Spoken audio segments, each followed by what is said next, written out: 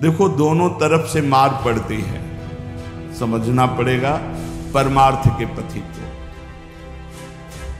कभी कभी जान नहीं पड़ता, हमारी इंद्रियां हमारे मन ऐसी जगह फंसा देते हैं कि रात दिन जलते रहो।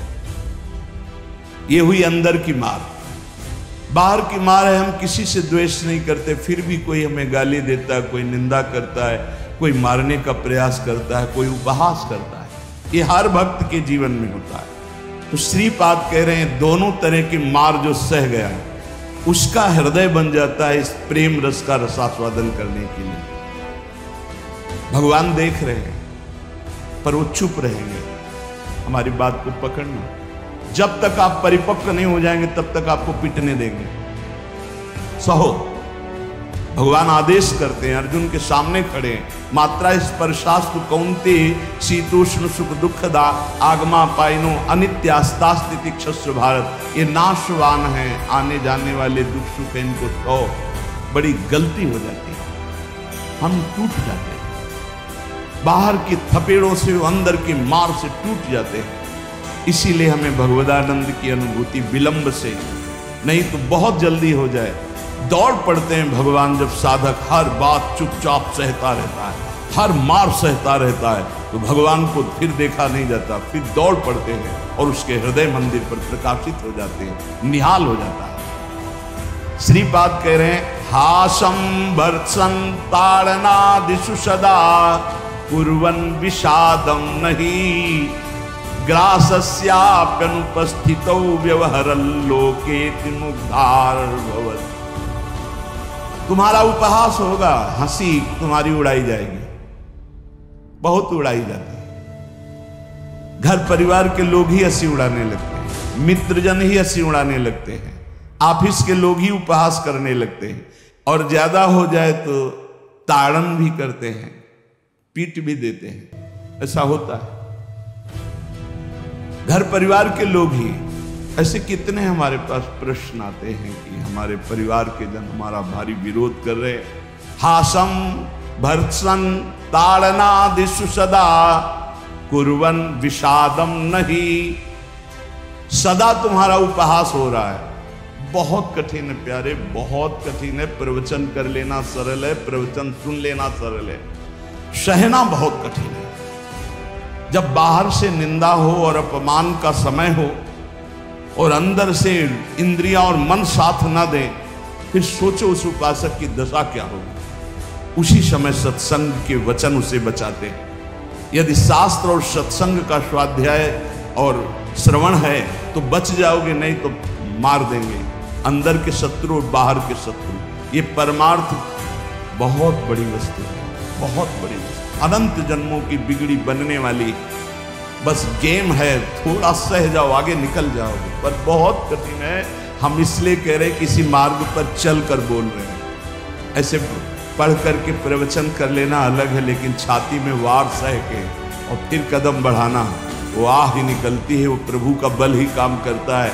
वो आपको गिराने की कोशिश करेगा, उठाने की कोशिश नहीं करेगा। उठा सकते हैं तो महापुरुषों के वचन और भगवान के वचन जो शास्त्र कहे, बकाया और कोई नहीं। जब ये पढ़ते हैं तास्तितिक्षस्व भारत, सह जाए इनको, तो हिम्मत आती है। जो सह गया वही परम पद का अधिकारी हो गया, वही अमृत पद का अधिकारी। हिम्मत बनती, चलो चलो और आगे बढ़ो, सहो। विषादम नहीं, हृदय में विषाद नहीं होना चाहिए। आपका उपहास होगा, तिरस्कार होगा, गाली मिलेगी, निंदा मिलेगी। हो सकता है तुम्हारे मित्र तुम्हारा त्याग कर दें, परिवार के लोग तुम्हारा त्याग कर दें, ऐसा भी हो सकता है। ग्रासस्याप्यनुपस्थितौ व्यवहरन् लोकेति मुग्धार भवत्।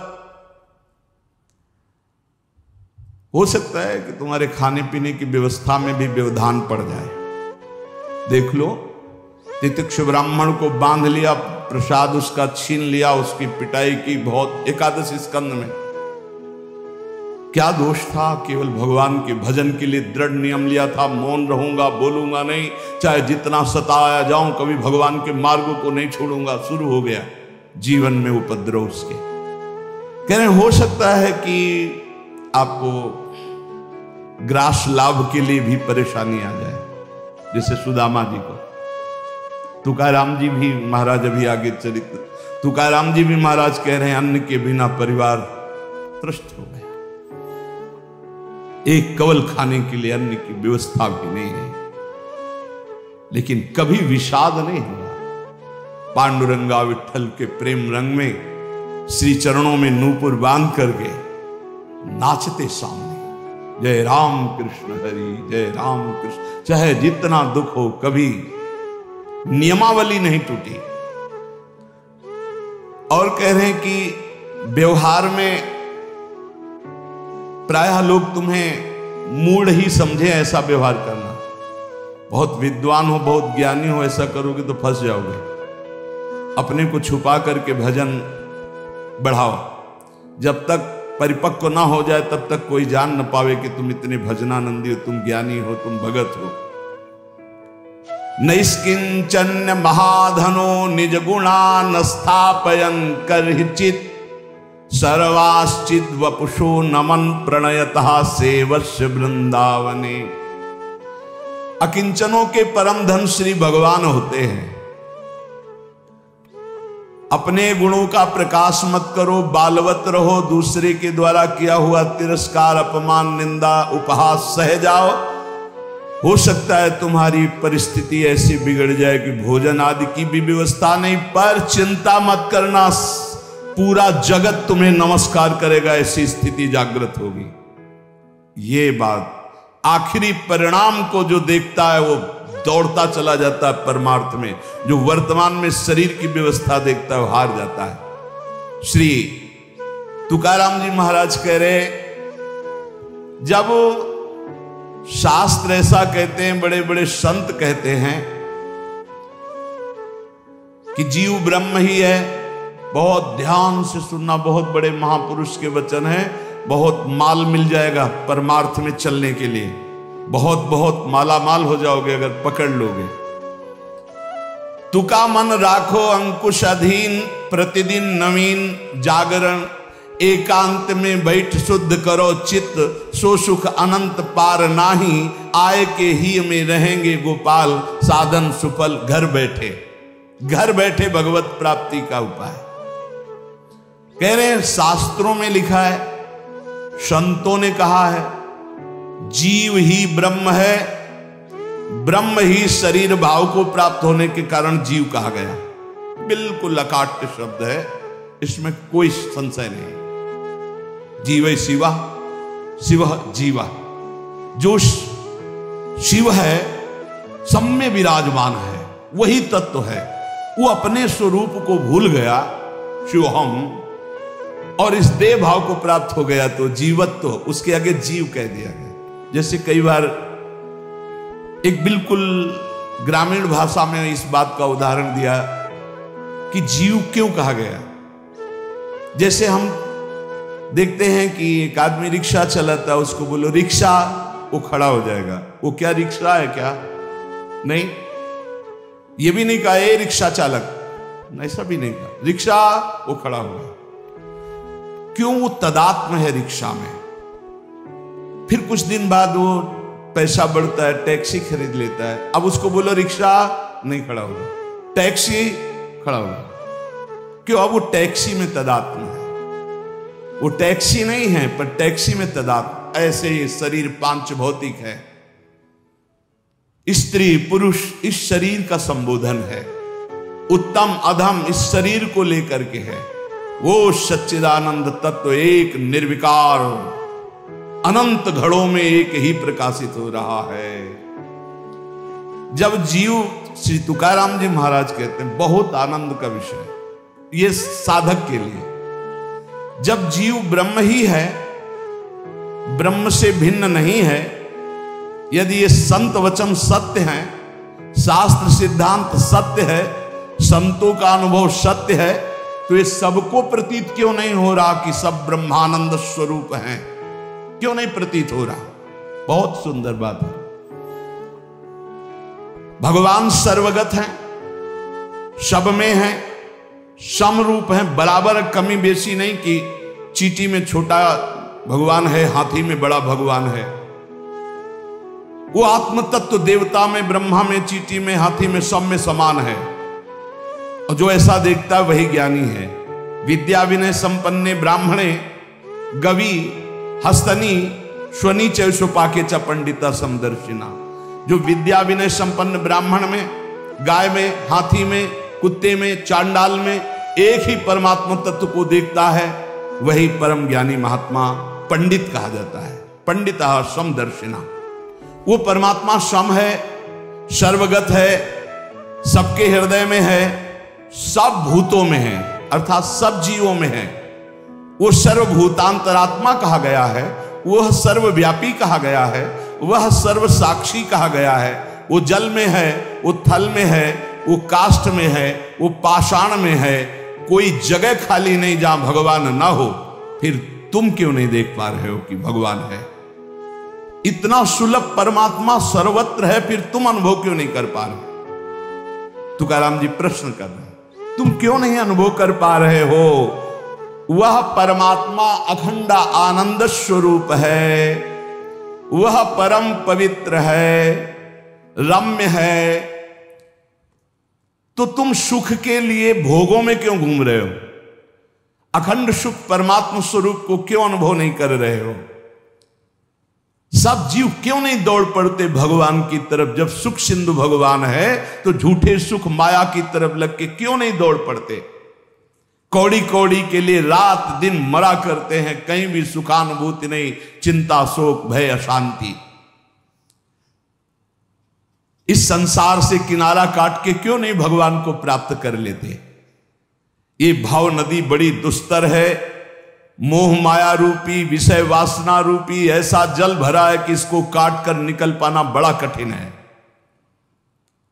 संसार इसी दुख में गोते खा रहा है। सुख समुद्र भगवान में क्यों नहीं, जबकि सबके हृदय में, सबके समीप है, सबके साक्षी, सब रूपों में है, और वही आनंद स्वरूप है, और उन्हीं की हम खोज कर रहे हैं, आनंद समुद्र की। पर क्यों नहीं इस संसार से राग हटा के क्यों नहीं परमात्मा का भजन करते? श्री तुकाराम जी कहते हैं, यही सबसे बड़ा आश्चर्य है माया का। यही माया का सबसे बड़ा आश्चर्य है कि आनंद सिंधु भगवान सबके हृदय में है, सब रूपों में विराजमान है। और सही पूछो तो आनंद सिंधु का बच्चा आनंद सिंधु के समीप बिल्कुल है, बस कूदने की जरूरत है। पर वो इधर ना मुड़ करके वो इधर मुड़ा हुआ संसार की तरफ है। जीव ऐसी उल्टी बोली बोलता है कि संतों को उनकी बात सुनकर हंसी आती है। वो उल्टी चाल चलते हैं। भगवान इधर दाहिने, वो सदैव बाएं चलेंगे, बाएं बात वाम मार्ग में चलेंगे। शास्त्र के विपरीत चलना बाएं मार्ग में चलना है। अरे भाई उल्टा बोलना छोड़ दो, उल्टा चलना छोड़ दो, अभी आनंद में डूब जाओगे। अरे पूछो मत, उल्टा बोलना शुरू करे तो कान में अंगुली देने लग की बात आ जाए।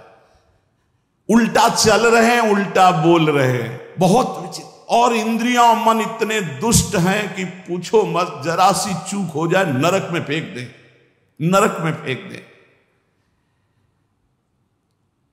सही मार्ग में आओ। मैं प्रभु का हूं, मैं मुक्त ही हूं, मुझे मुक्त नहीं होना। मैं महान सुखी हूं। किसी के भी पूछने पर मत कहो मैं दुखी हूं। किसी के पूछने पर मत अपनी समस्याएं बताओ। किसी के पूछने पर मत कहो कि मैं ऐसा हूं। नहीं, जैसा बोलोगे वैसे ही सत्य भाव होता चला जाएगा। दुख है लेकिन नहीं, मैं दुखी नहीं, ये मन बुद्धि इंद्रियों का खेल है, मैं सच्चिदानंद भगवान का अंश हूं। निकल जाओगे माया से। सचमुच सचमुच चाबी दाहिने घुमाओगे तो ताला तुम्हारा बंद होता चला जाएगा, बाएं घुमाओगे तो ताला खुल जाएगा। मन के अनुकूल चलोगे तो ताला बंद होता चला जाएगा ब्रह्मानंद का। और मन के प्रतिकूल बाएं घुमा दो अर्थात प्रभु की तरफ, अभी आनंद में डूबी। बड़ा दुष्ट है, बड़ा दुष्ट है मन।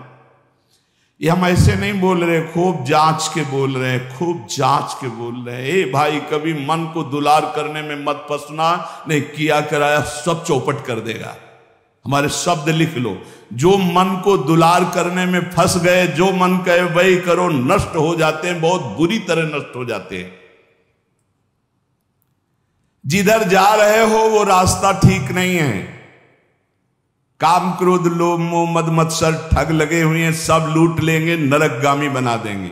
और यहां आपसे सच्चे हृदय से कहता हूं, वृंदावन में बैठ के कोई किसी का नहीं, सब अपने सुख के लिए प्यार करते हैं। बात बैठा लो दिमाग में, तुम अगर सोचते हो कि किसी को हम प्यार के द्वारा दुलार के द्वारा ठीक कर देंगे, संभाल देंगे, तो वो ठीक होगा कि नहीं, लेकिन तुम खराब हो जाओगे, तुम नष्ट हो जाओगे। ये बात हृदय में बैठा लो।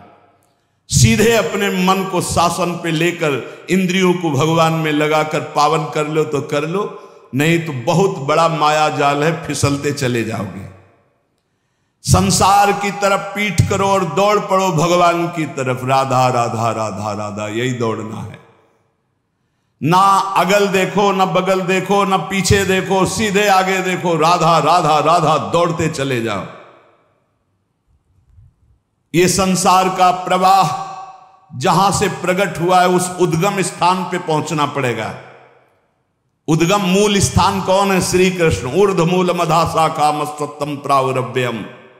सचमुच सचमुच तुम मुक्त हो, तुम सुखी हो, केवल तुम जानबूझकर अपने आप में बंध गए हो। तुम ब्रह्म स्वरूप हो। तुकाराम जी कहते हैं तुम्हें कोई कठिनाई नहीं भगवत प्राप्ति की, तुम भगवत स्वरूप हो, तुम परमार्थ स्वरूप हो, तुम जीव नहीं हो, तुम अपने संकल्प से बंध गए हो, तुम संकल्प से मुक्त हो जाओगे। मैं बंधा हुआ बहुत नीच हूं, ये वो, रोते रहो, जन्म जन्म रोते रहो, कभी ठीक नहीं होगे। अरे तुम भगवान के स्वरूप हो ऐसा समझकर एक बार हिम्मत कर निकल जाएगा। या कैसे तुम्हें बताएं, बड़े बड़े बुद्धिमानों की बुद्धि में ऐसे अंधेरा फैला करके फंसा ले, उसका नाम माया है। ज्ञानी नाम अपचेतांश देवी भगवती हिसाब बलादा कृष्ण मोहाय महामाया प्रेक्षति। कभी भी मन और इंद्रियों के पोषण की वृत्ति साधक न रख ले, नहीं तो बहुत उसे पछताना पड़ेगा। कोई उपाय नहीं होता जब बुद्धिमान फंसता है, ध्यान रखना। गंवार फंसता है तो उसको उपाय में भगवान दे देते, लेकिन जब बुद्धिमान फंसता है तो उपाय नहीं देते हैं, सारे उपाय हटा लेते। अब देख अपनी बुद्धि का बल। तब जब चिल्ला कर रोता है नाथ, तब कहते ये रास्ता है, निकल, अब मेरी बात मान जा। उपासक तभी फंसता है जब हरि गुरु की आज्ञा का उल्लंघन करता, नहीं कोई फंसा नहीं सकता, ध्यान रखना। पाप पुण्य, विधि निषेध, बंधन मोक्ष, जन्म मरण, इनके चक्र में यदि पिसना है तो पिसो, जाओ संसार के मार्ग में, नहीं तो भाग भाग भगवान की तरफ भाग। अभी समय है, मृत्यु के पहले पहले परमार्थ की यात्रा पूर्ण कर ले, नहीं तो पछताना पड़ेगा।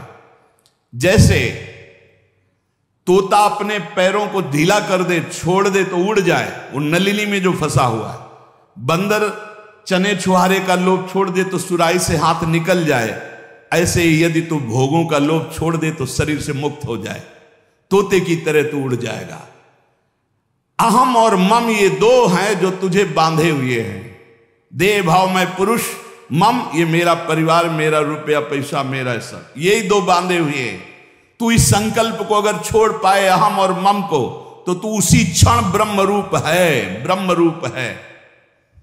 कौन किसको बांधे है? तुकाराम जी कह रहे, कौन किसको छुड़ाता है?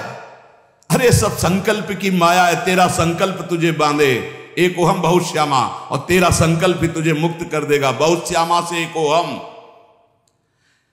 ये मन जैसा संकल्प करता है वैसा ही वो बन जाता है। बहुत सुंदर प्रसंग है साधक के लिए।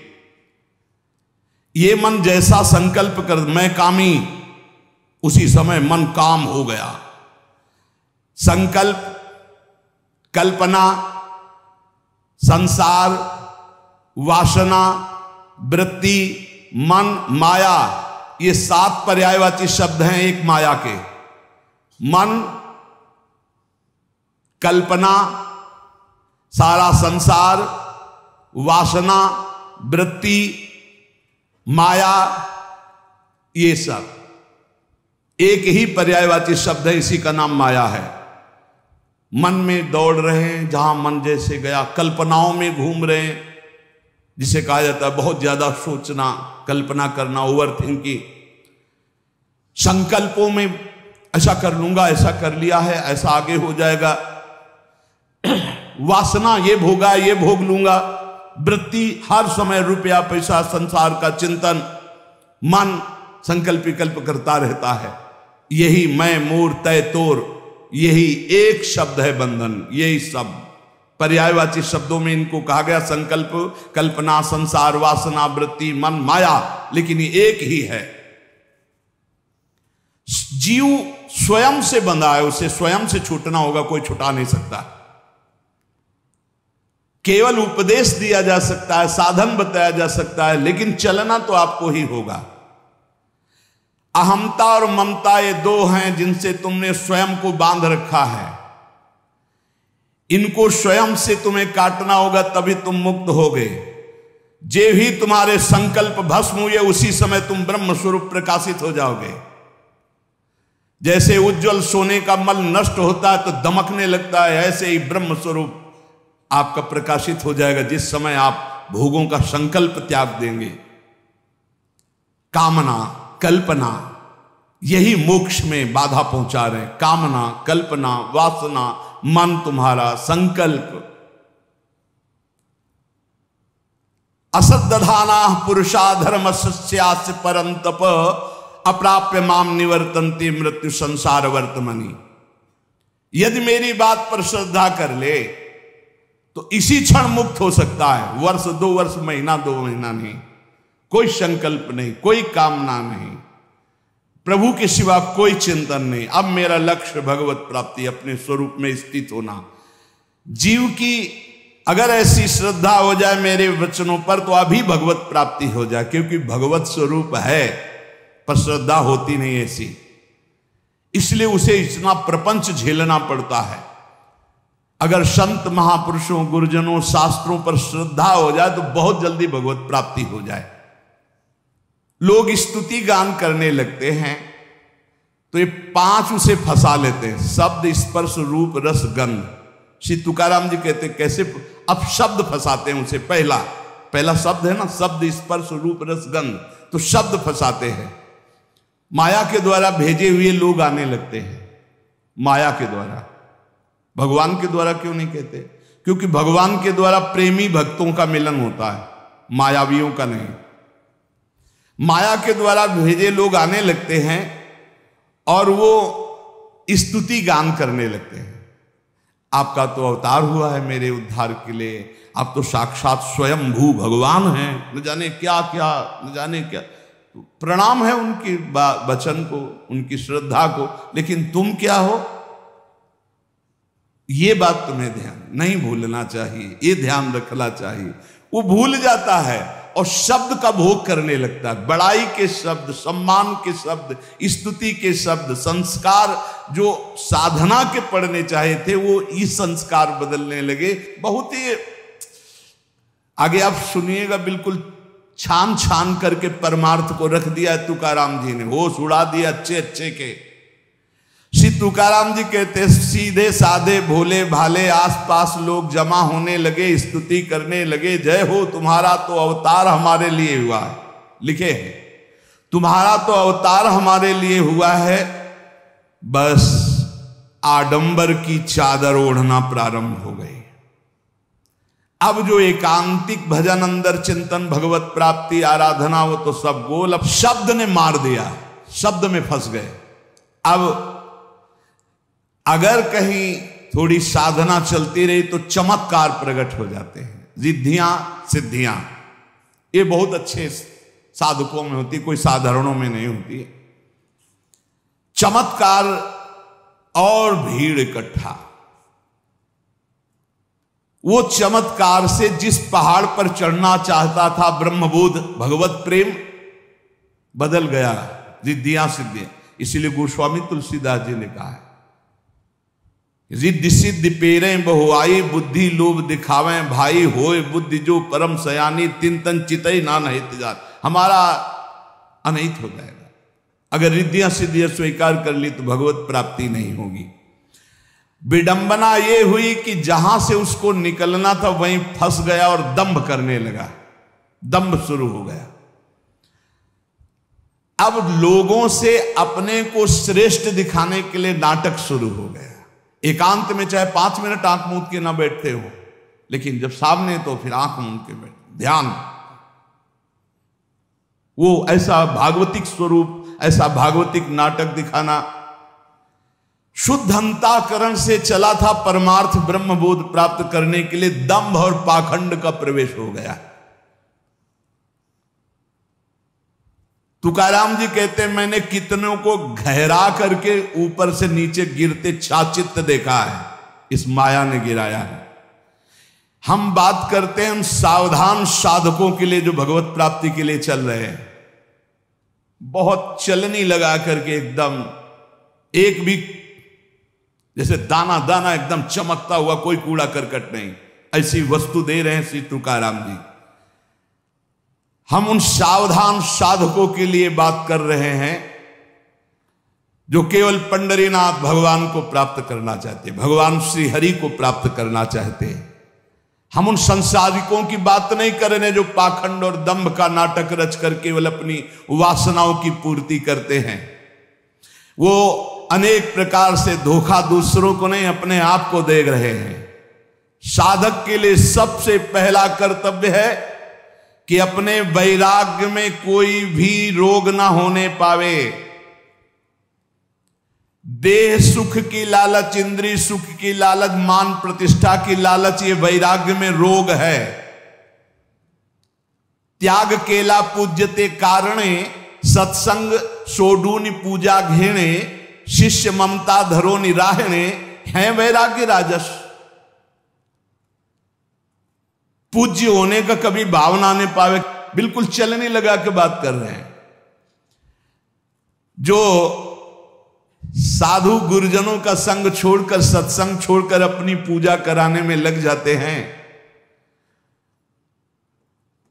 नाना प्रकार के विधानों से अपने पैर पुजवाना, अपनी वासनाओं की पूर्ति करना, उनका वैराग्य हवा हो जाता है।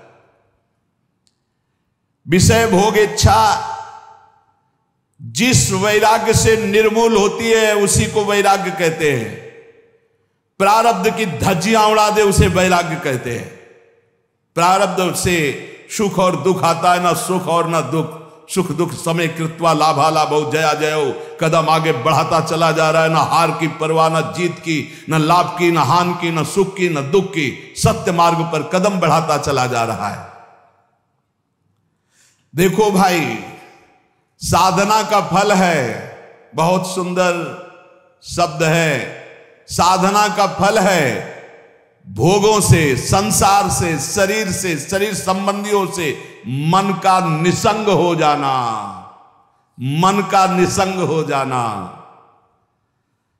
यह होता है शुद्ध वैराग्य से। विषय भोग, लोक प्रतिष्ठा, ये दुर्भाग्य से प्राप्त होते हैं। दुर्भाग्य से, जिनका दुर्भाग्य है उनको लोक प्रतिष्ठा, लोक मान्यता, विषय भोग अच्छे लगने लगते हैं। प्राप्त तो दोनों को होता है, घोर वैरागी को भी और विषयी को भी, लेकिन वैरागी को अच्छा नहीं लगता, वो निकल जाता है, और विषयी उसी में आसक्त होकर सुख भोगने लगता है। शब्द, स्पर्श, रूप, रस, गंध, ये पांचों किस प्रकार से साधक को ठगते हैं, श्री तुकाराम जी बड़ी सावधानी से बताते हैं।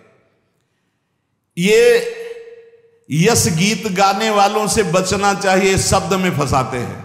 अरे बचो भाई बचो, अवतार बचो, अवतार तो अवतार है? छठी के दिन, छठवें दिन, छठी जब होती है, अगर मच्छर बैठ जाए तो उसके हटाने की सामर्थ्य नहीं होती, और जब अवतार हुआ तो 6 कोस में उसका शरीर गिरा था, 6 कोस में। पूतना का छठी के दिन, पूतना ऐसी राक्षसी थी, देवता भी थर्राते थे। इसे अवतार कहते हैं कि छठी के दिन, छठवें दिन 6 कोस शरीर वाली राक्षसी पूतना का भगवान ने उद्धार कर दिया। वो स्तन में हलाहल जहर लगा के आई थी, और भगवान ने ऐसा नहीं कि पिया नहीं, डट के पिया। भाव को भाव कैसे, भोग तो मेरा लगा रही है, पहली गति पूतना को भगवान ने दी, किसी भी भाव से सही, ये कार्य तो मां करती है ना, दुग्ध पान कराना। आ तो बाल कृष्ण ने अपने छोटे छोटे चरणों से और कर कमल से स्तन पकड़ के 6 कोस वाली पूतना प्राण पी लिए, चिल्ला चिल्ला के भागी। वो देवी रूप अंतर ध्यान हो गया जो दिव्य रूप धारण किए हुए थी राक्षसी रूप में। छोटे से बाल कृष्ण दिखाई दे रहे, पर्वताकार शरीर, पूरे ब्रज में हाहाकार मच गया। छठी के दिन ये है अवतार भाई। अवतार समझना है तो थोड़ा भूल मत कर लेना, किसी के अवतार कहने पे अवतार मत मान लेना। भगवान का सच्चिदानंद विग्रह सच्चिदानंद अवतार होता है, विगत विकार जान अधिकारी। अगर कोई जहरीला पदार्थ पहुंच जाए अंदर तो मृत्यु हो जाए। काली दह में इतना जहर था कि ऊपर से पक्षी उड़ जाते तो उसकी जो भाप निकलती उसमें मर जाते थे। सखा गैया बछड़ा सब जल पिए और सब मूर्छित हो गए, पधार गए। भगवान ने देखा, ये देखो अवतार। कमर में फेंट कसी और कहा, आज के बाद तू मेरे ब्रजमंडल में तो नहीं रहेगा कालिया। मेरी लीला के पात्रों को तो दुख पहुंचाया, अब मैं तुझे बताऊंगा। अमृत दृष्टि से सब सखाओं को और सब गौ बछड़ों को जीवित किया और खेल खेल में कूद पड़े। और उसको ऐसा अहंकार उसको था कि गरुण से भिड़ गया था, तभी तो भाग के आया था। वो दबने वाला नहीं था, भगवान के वहां गरुण से भिड़ गया था कालिया। तब गरुण जी के पंख की मार से व्याकुल होकर भागकर यहां आया, क्योंकि यहां आ नहीं सकते थे गरुण जी, सांप के वशीभूत थे। कालिया का मान मर्दन किया। कालिया ने कैसे, आप भागवत में पढ़ के देख लो। ये है अवतार। 105 फण से फुसकार मार रहा, भारी जहर की, कोई परिवर्तन। उसकी पकड़ से छूटकर फणों पर चढ़कर ऐसा नृत्य करते हैं कि भगवान शिव भी प्रसन्न हो जाए, तालियां बजा रहे कि ऐसा तांडव तो जब हम उन्मत्त होते हैं तब करते हो। आप तो फण पर कर रहे, सर्प के फण पर कर रहे। जय हो जगत गुरु। भगवान भगवान उनके समान कोई नहीं, उनसे बढ़कर कौन हो सकता है। एक बकासुर बनकर के बैठा कि श्री कृष्ण को ले जाए, ऐसे मूंज की तरह चीर के फेंक दिया भगवान ने। बाल गोविंद है। अघासुर ऐसी जीव है, ऐसे पर्वत है, उसकी दाढ़ें ऐसे दिखाई दे जैसे पर्वत के शिखर। जीव ऐसी लग रही भारी गुफा। सब ब्रजवासी सखा घुस गए अंदर खेलने की इरादे। बोले यार कहीं अजगर तो नहीं? बोले होगा भी तो क्या कर लेगा, हमारा कन्हैया है ना। भगवान ने कहा अजगर भी इनको खेलने का स्थान समझ में आ रहा है। अघासुर ने सोचा पूरा परिकर आ गया, बस कृष्ण आ जाए तो हम लील जाएं। भगवान ने कहा जो तुम्हारी इच्छा है कि हम आ जाएं तो आ गए। और गले में जाके अपने शरीर को अब वो रुंध गया, तो उसके प्राण निकल गए। भगवान सखाओं को निकाला। ये भगवान बाबा आज बहुत कचौड़ी पकौड़ी और गुलगुला और पुआ बन रहे हैं। बोले आज देवराज इंद्र की पूजा। बाबा देवराज इंद्र से क्या, गिरिराज महाराज गोवर्धन जी विराजमान, उनकी तलहटी में हम सबका पालन पोषण हो। भगवान ने जैसा कहा वैसा हुआ। देवराज इंद्र ने कहा हमारी यज्ञ नहीं हुई। बोले कभी नहीं होगी, अब श्री कृष्ण ने मना कर दिया, अब तो गिरिराज जी का पूजन होगा। अरे सामर्थ मेघ, अपार वर्षा, जैसे मनु सृष्टि के प्रलय का समय। सुदर्शन चक्र 84 कोस ब्रजमंडल के ऊपर, कोई नहीं जान पा रहा। गिरिराज जी को उठा लेना, आसपास भगवान शेष का ऐसा मंडल की एक बूंद पानी गिरिराज जी की तलहटी में, जो गिरिराज जी उठाने पर जगह बन, वहां अगर पानी भर जाता तो डूब के मर जाते। तो आसपास शेष जी, किसी को पता नहीं, मेड़ शेष जी की, और ऊपर से सुदर्शन चक्र का तेज संपूर्ण जल को भस्म कर रहा है। और भगवान 7 दिन 7 रात 21 किलोमीटर गिरिराज, ये भगवान है। हम कह रहे हैं 5 किलो का बांट, जिनको कहा भगवान का अवतार 5 किलो का बांट, ऐसे 7 दिन 7 रात्रि धारण करके देखो, 5 किलो का केवल 21 किलोमीटर के गिरिराज जी अब हैं। और उस समय तो और विशाल स्वरूप। भगवान सिर्फ भगवान है। भगवान ही भगवान है। जैसे तरंग है, वायु विकार हटा समुद्र हो गई, इसमें कोई संशय नहीं। पर तरंग समुद्र नहीं प्रकट कर सकती, समुद्र करोड़ों तरंग प्रकट कर सकती, इतना अंतर है। अंतर होते हुए भी अंतर नहीं है और अंतर ना होते हुए भी अंतर है, ये बात समझ लिया जाए। तो कह रहे शब्द के फांस में माया फांसती है। एक पौंड्रक वासुदेव था, उसके 4 राजा मित्र थे, उन्होंने कहा तुम तो अवतार हो।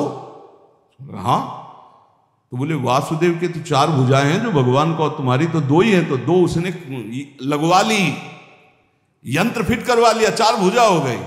और गरुण भी बनवा लिया, जैसे वायुयान नहीं होते तो ऐसी सब उस समय भी तकलीकी की कि गरुण भी बनवा लिया, सुदर्शन चक्र भी। और भगवान के पास खबर भिजवा दी था। वो काशी नरेश से कहते तुम तो भगवान का अवतार हो, वो तो नकली असली तुम हो। सभा में जाके दूत बोला कि पौंडक वासुदेव का मैं दूत हूं, मेरे महाराज ने सूचना दी। भगवान ने कहा जब छोड़ेंगे तब पता चलेगा कि असली कौन है नकली कौन है, जाओ कह दो जल्दी आ रहे मिलने। तो भगवान ने फिर, लेकिन उसको परम पद मिला, क्योंकि हर समय चिंतन करता था मैं वासुदेव हूं।